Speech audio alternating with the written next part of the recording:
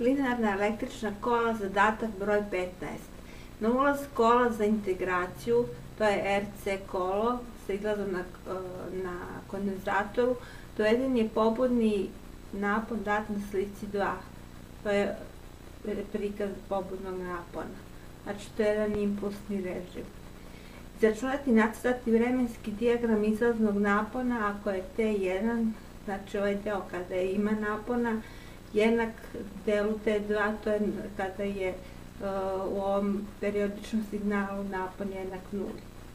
Partikularno rešenje je dato u ovom rešenju je kada je T1 jednako T2 jednako RC.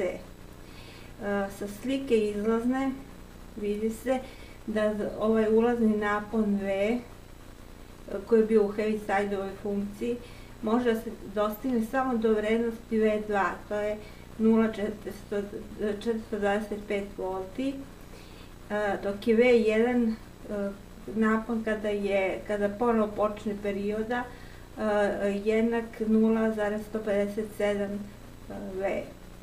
Te minimalno je trenutak u kojem napon izlazni dostiže minimalnu vrednost i on nije trenutak kada počne da raste napon, nego je to pomeren je za te minimalno koje je 0,145 Rc. Napon minimalni je jednako 0,145 V. To je ovaj napon.